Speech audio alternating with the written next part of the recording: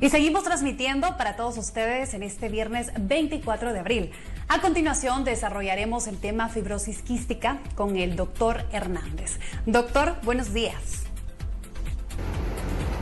Muy buenos días a todos. Soy el doctor Jorge Alberto Hernández González, soy médico especialista en medicina interna y para mí es un gusto pues nuevamente compartir con ustedes un tema bastante raro, pero de mucha importancia para ese grupo de personas que tienen este tipo de padecimientos. Doctor, ¿qué es la fibrosis quística? Muy bien, ¿qué es la fibrosis quística en sí? Bueno, es una enfermedad, como ya habíamos mencionado, poco frecuente, de tipo hereditaria, que provoca alteraciones, pues, sobre todo en sistemas como el respiratorio, pero también en las glándulas sudoríparas, las glándulas del sudor, ¿verdad? En el páncreas y también en el sistema digestivo. Por lo tanto, es una enfermedad sistémica que va a ocasionar muchos problememas. Si es hereditario, ¿cómo puede ser adquirida o puede ser transmitida o contagiosa? Muy bien, claro, cuando hablamos de una enfermedad hereditaria, pues sabemos que es una enfermedad transmitida de padres a hijos, incluso antes de su nacimiento, prácticamente desde la concepción. Por tanto, no es contagiosa evidentemente, ni se transmite de una forma diferente. Es decir, por contacto, no se transmite por una transfusión, por ejemplo, como otras enfermedades, por relaciones sexuales, etcétera, etcétera. En términos generales, pues el paciente nace así.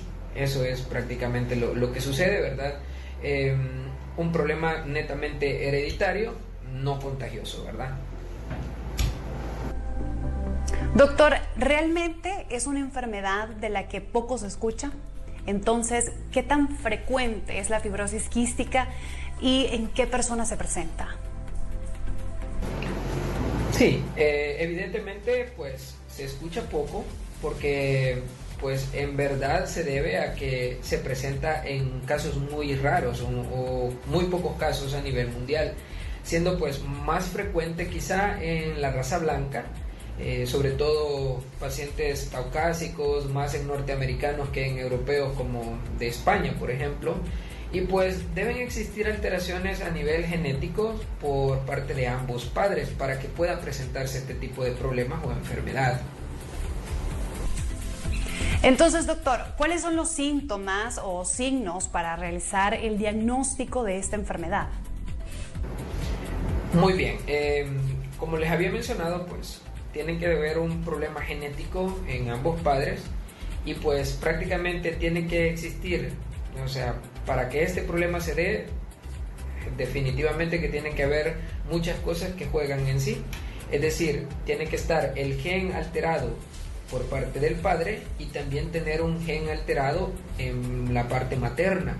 Cuando estos se juntan, por ser un gen recesivo, pues es donde se puede manifestar la enfermedad. Es decir, si solo el papá tiene el gen, que probablemente fue heredado por alguno de los padres también de no tiene tanta probabilidad, pues o prácticamente no se puede transmitir hacia los hijos, a menos que tanto él como la mamá presenten esta enfermedad y entonces los hijos van a estar afectados.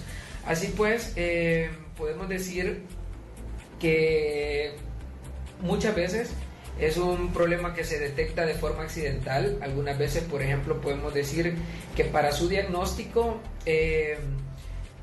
los padres manifiestan que cuando están besando a sus hijos sienten un sudor salado. Es a veces, bueno, ya vamos a ver más adelante cómo se hace el diagnóstico, pero muchas veces este es el indicio que da pauta para que se investigue en este tipo de pacientes que ya hay un problema diferente, ¿verdad? Problemas respiratorios frecuentes que pueden darse, ¿verdad? Prácticamente esta es una enfermedad en la cual esa alteración genética que habíamos hablado va a cambiar o modificar la expresión de algunos canales que tienen que ver mucho con algunas sustancias como el cloro a nivel del cuerpo, ¿verdad? Y a nivel de las membranas de la célula. Por tanto, estas alteraciones van a producir un cambio en este tipo de salinidad, por decirlo algo. Se altera el sodio, se altera el cloro, por sobre todo, y pues esto va a ocasionar que todas las secreciones que se produzcan, como ya habíamos mencionado, tanto en el sistema respiratorio como en el sistema digestivo, lo que nos va a ocasionar pues va a ser un aumento o una mayor cantidad de secreciones, y la consistencia de esto, o sea, en términos generales moco, ¿verdad? O mucosidad, va a ser más espesa. Por lo tanto, lo que nos va a propiciar más son problemas respiratorios frecuentes como rinitis, hasta llegar a problemas más delicados como neumonías, que el tipo de neumonía en estos pacientes muchas veces se comporta de forma diferente. Por lo que habíamos mencionado, incluso se ha determinado que hay bacterias que son específicas, es decir, cuando algunos pacientes tienen una neumonía, por ejemplo, se hace un examen especial o particular para determinar cuál es la bacteria que está afectando, y muchas veces se determina que es una de estas bacterias raras, y por tanto también eso nos puede ayudar a sospechar el caso de una fibrosis quística, ¿verdad? Además, pues pueden haber también por esto mismo episodios de pancreatitis, que es la inflamación del páncreas.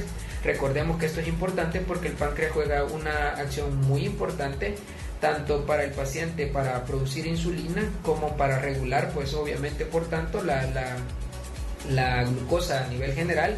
Por tanto, estas pancreatitis son inflamaciones que se van a dar en el páncreas, que a la larga lo pueden destruir y pues por tanto puede dar problemas como diabetes mellitus.